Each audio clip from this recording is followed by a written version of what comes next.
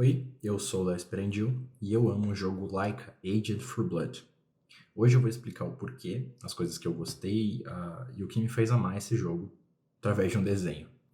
Só uma coisa é que esse vídeo vai ser meio que um roubo, porque é uma mistura do coisas que eu amo com review de jogos, mas eu acho que ninguém vai se importar muito com isso e o roteiro do vídeo tá bem extenso, então acho que vai dar pra sacar por que eu tomei essa decisão. Enfim, vamos pro jogo e vamos começar aí essa hora da história. O jogo se passa em um universo pós-apocalíptico e você percebe que a razão disso é que houve uma grande guerra mundial entre os pássaros e os outros animais. É nesse ponto que fica meio assim, meu Deus, vai ser um jogo de furry, mas não vai ser um jogo de furry, calma. Eu acho que o motivo de você usar animais antropomorfizados é muito inteligente para você fazer metáforas e sacadas que você não poderia fazer com seres humanos simplesmente.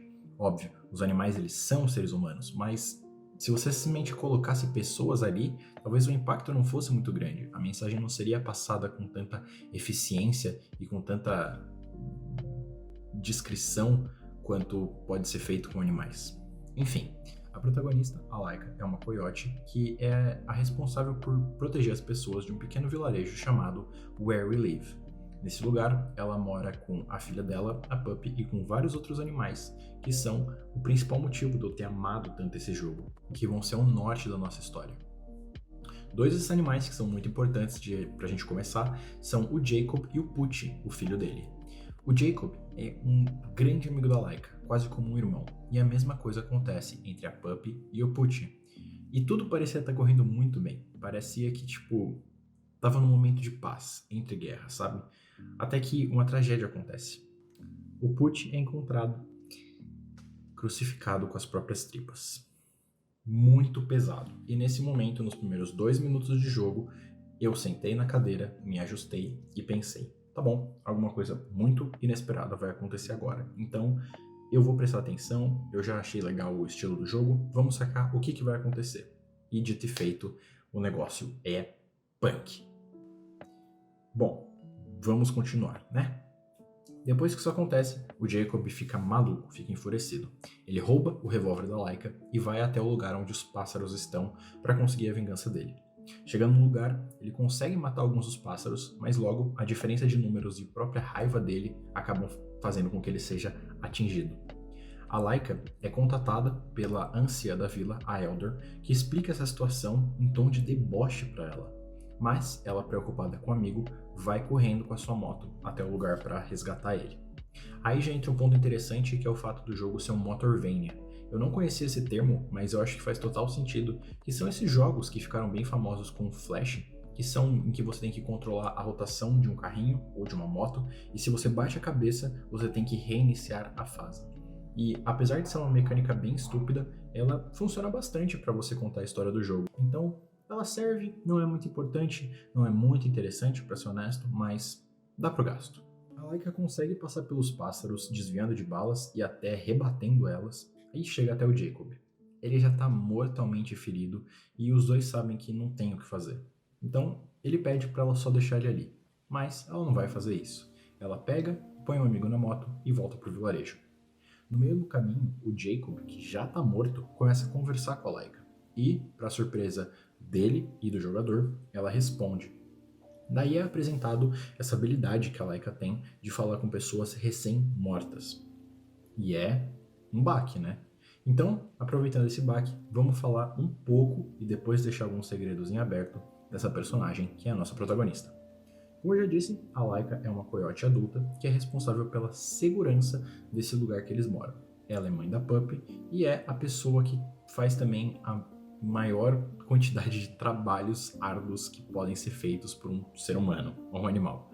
Ela é responsável por conseguir suprimentos, por resgatar pessoas, por enviar mensagens, por acabar com ameaças e tudo que você pode imaginar que seja muito perigoso para um civil no mundo pós-apocalíptico.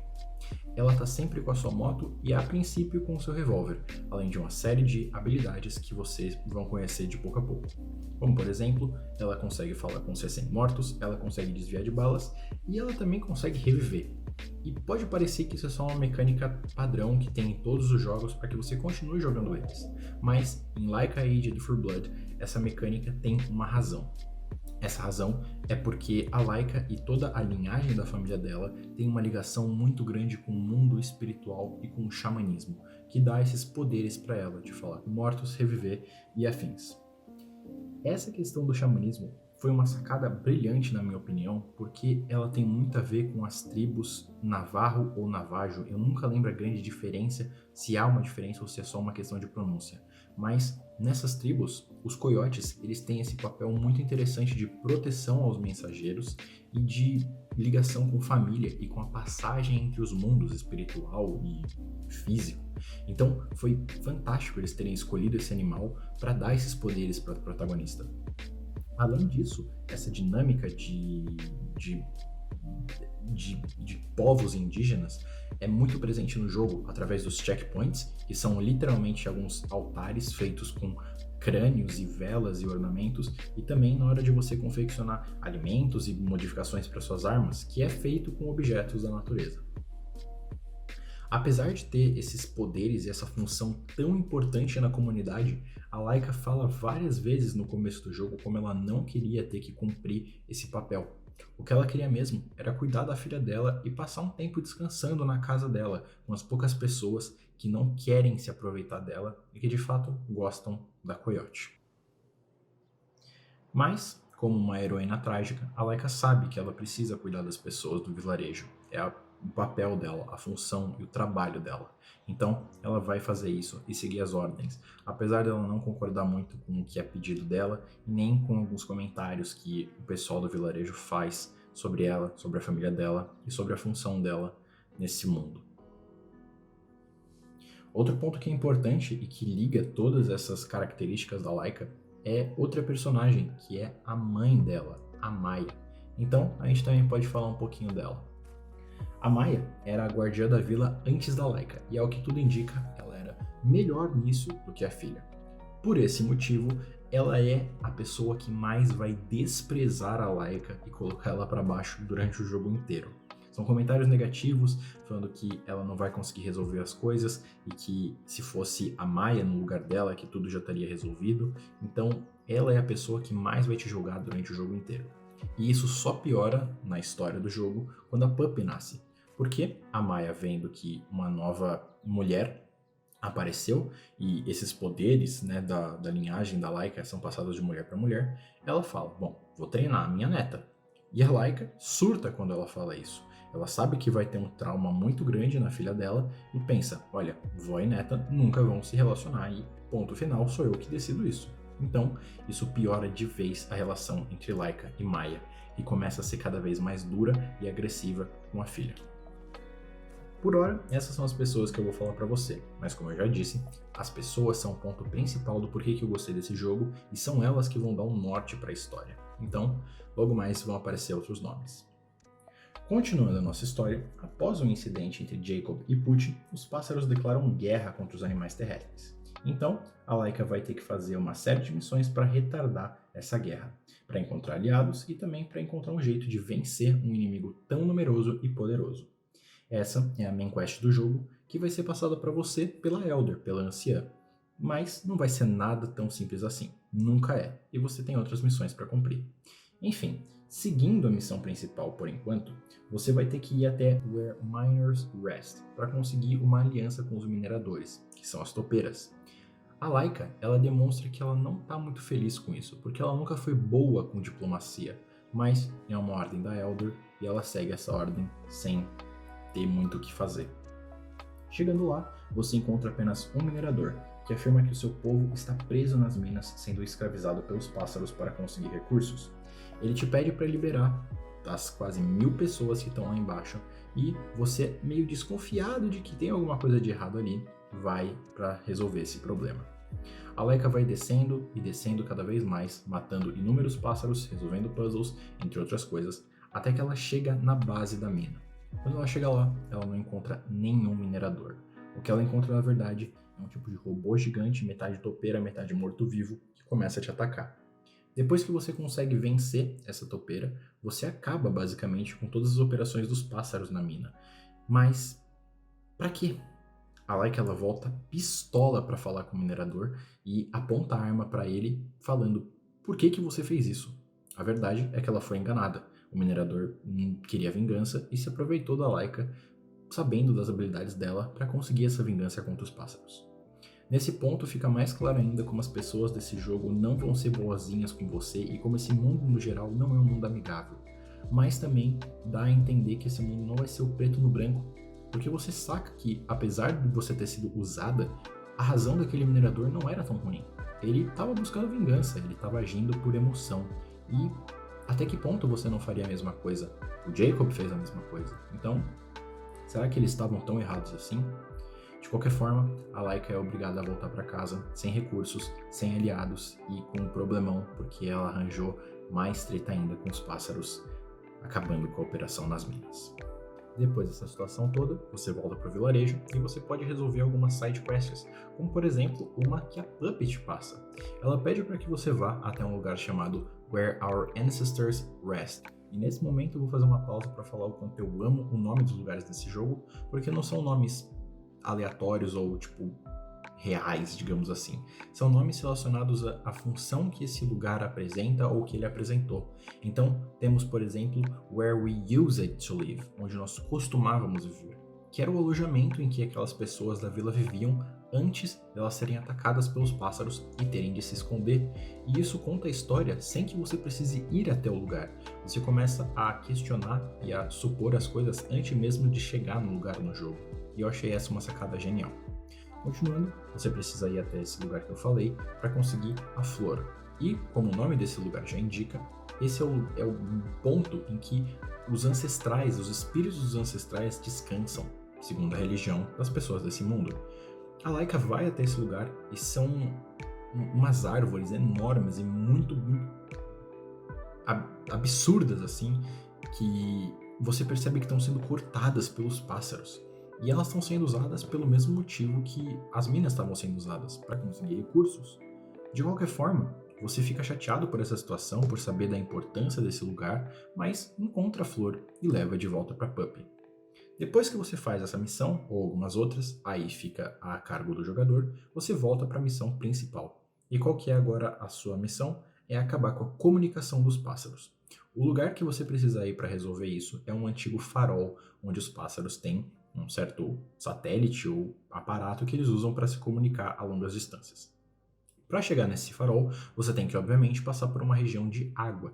E é nessa região de água que aparece um dos meus personagens favoritos desse jogo, que vai te ajudar a chegar até esse lugar, a se infiltrar, na verdade, porque você não é um pássaro. E o jeito que você vai resolver para acabar com esse lugar é fingindo que você é um técnico de enfermagem. Ô, meu querido, de que adianta essa cabeça com um raio de 36 quilômetros para meter um técnico de enfermagem? Se decide, é técnico de enfermagem ou técnico de informática? Ela se veste de técnica de informática. Ela vira menina do TI, tá bom? Ok? Podemos seguir adiante? Obrigado. Enfim, vamos falar do personagem, que é o Roy, o barqueiro. O Roy é um barqueiro que teve a sua família inteira assassinada pelos pássaros, filhos, esposa e até o pai dele, pelo que tudo indica. Mas ele continua tendo que trabalhar para esses animais porque ele precisa comer nesse mundo. As coisas não são fáceis. Então, ele tá lá trabalhando todos os dias para pessoas que ele odeia. Ele vai ajudar a Laika a atravessar e chegar até aquele farol, e ele não percebe a princípio o que ela pretende fazer. Mas a Laika não consegue deixar escondido o desprezo que ela tem pelos pássaros. Então, o Roy saca o que ela tá ali para fazer. Ele decide que, já que ele não tem nada a perder, ele vai ajudar ela a conquistar esse propósito, e ele vai levar ela até o farol. Você resolve um monte de coisas e chega até esse lugar. E lá, você vai ter que enfrentar outro daqueles robôs gigantes, que dessa vez é um caranguejo que atira mísseis. Você consegue vencer esse caranguejo e chega até o topo do farol e acaba com a comunicação dos pássaros. Até aí parece que você vai ter uma vitória fácil e que não teve nenhuma baixa, mas quando você volta para a barca, você descobre que o Roy foi morto pelos pássaros.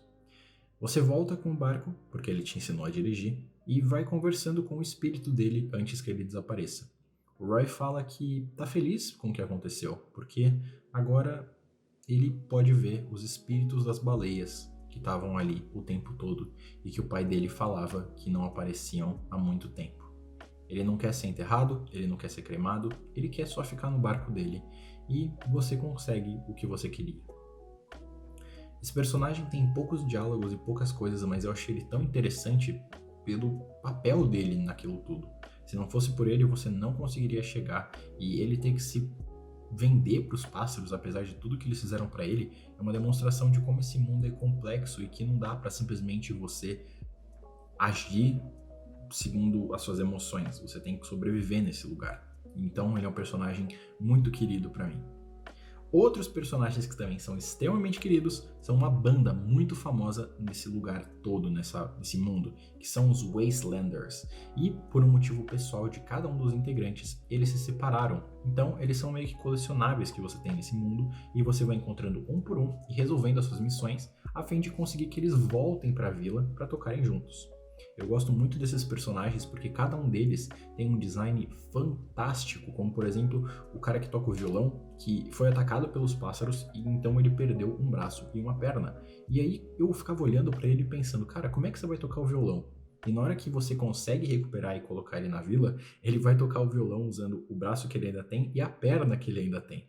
Então é um cara tocando violão com o pé. E isso para mim é tão idiota e ao mesmo tempo tão interessante, porque demonstra que apesar desse mundo ser esse lugar tão pessimista e obscuro, que ainda tem pessoas que estão ali tentando fazer coisas boas e que não querem deixar de lado as suas paixões. E é por coisas assim que eu amo esse jogo.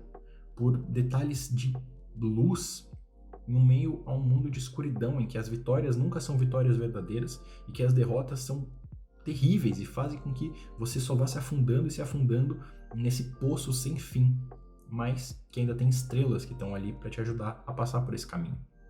Os outros personagens também têm designs fantásticos e eu sugiro fortemente que você vá atrás da música que eles fazem porque é muito gostosinho de escutar.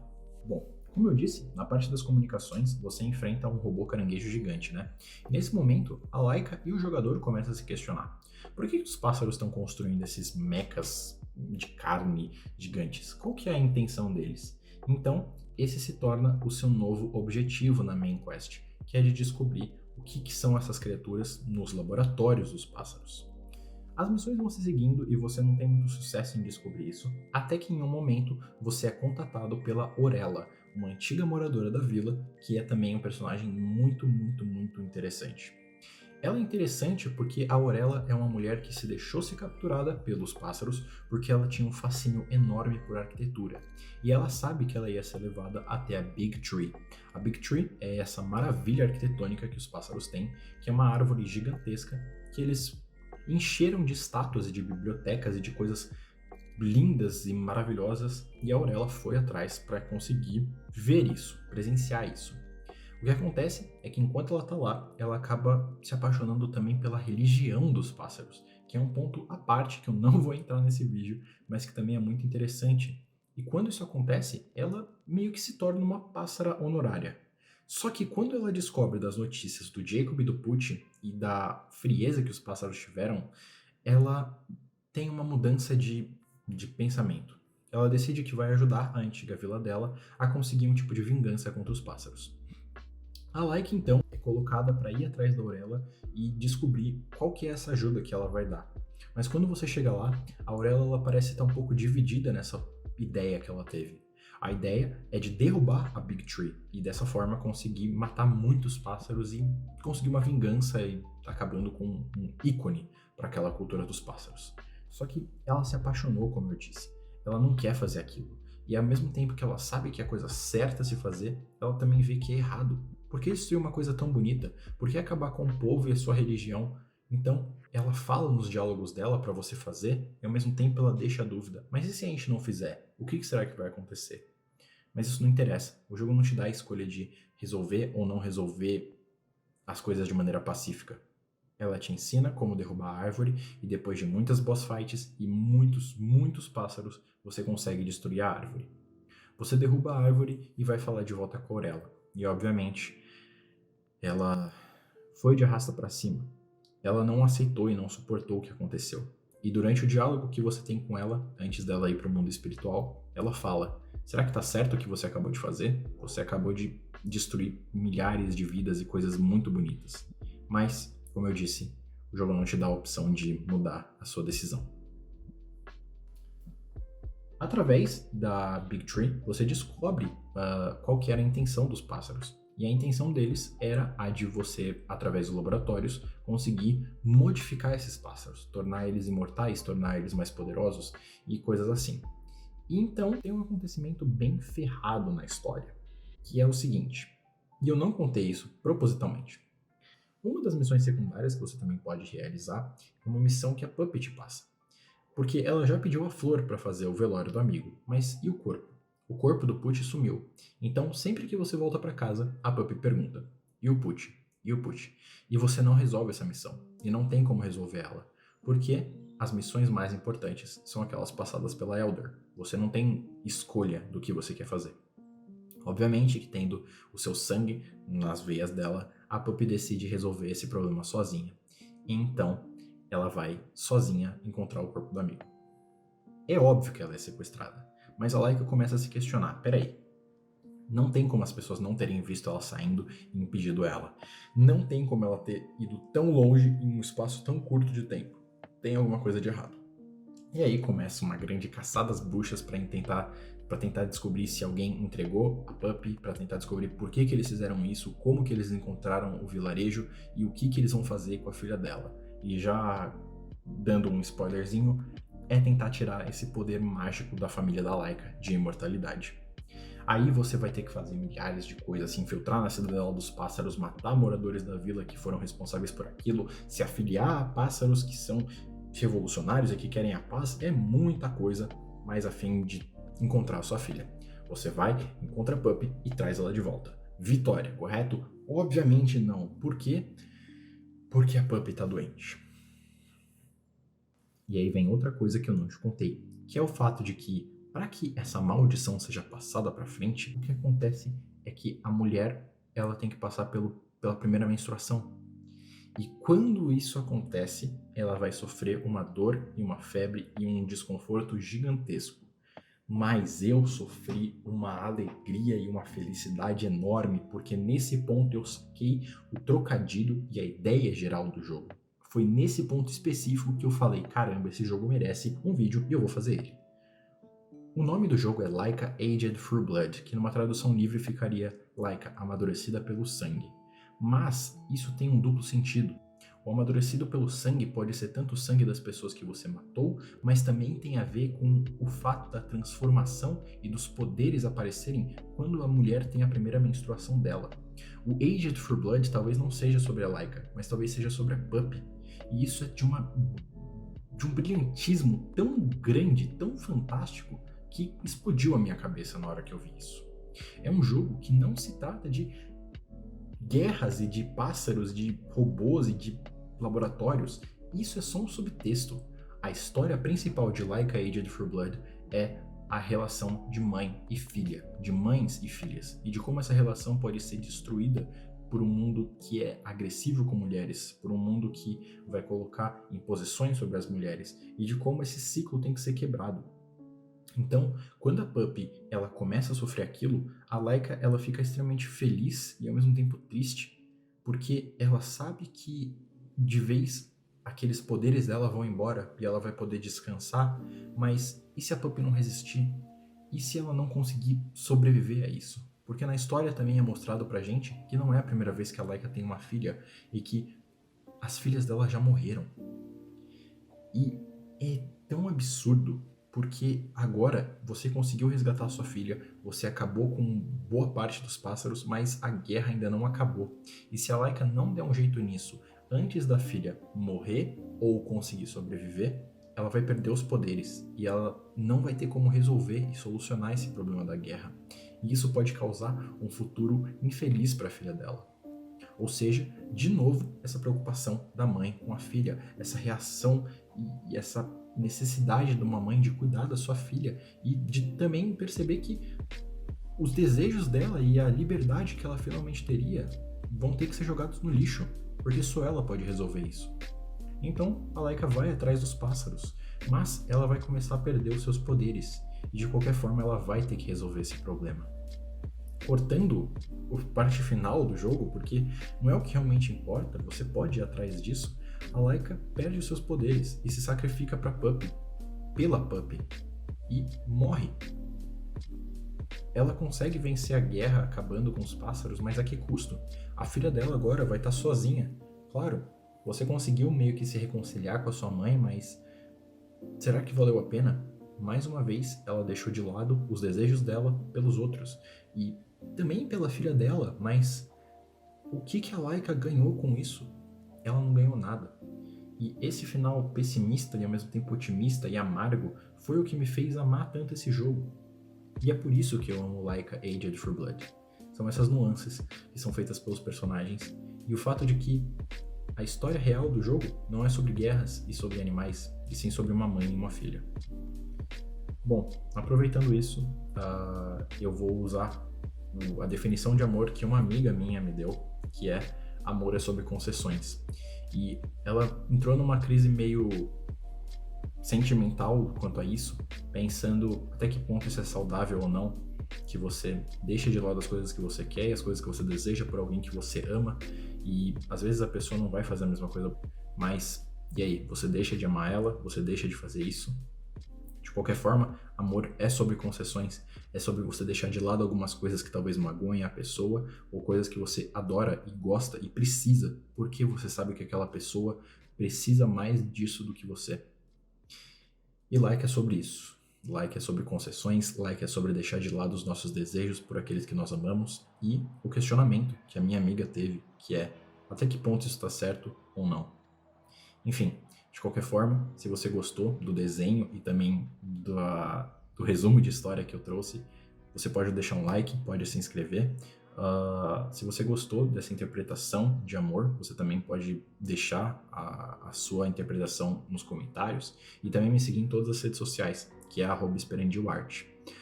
Se você quer saber mais do jogo, tem várias gameplays e várias explicações e histórias e muitos personagens que eu não contei pra vocês, mas que, como eu já disse, são o que me fez me apaixonar por esse jogo. Então eu recomendo fortemente que você vá atrás desse conteúdo que tá aí na internet. Enfim, por hoje era isso, muito obrigado, aproveite aí o desenho finalizado e valeu, tchau!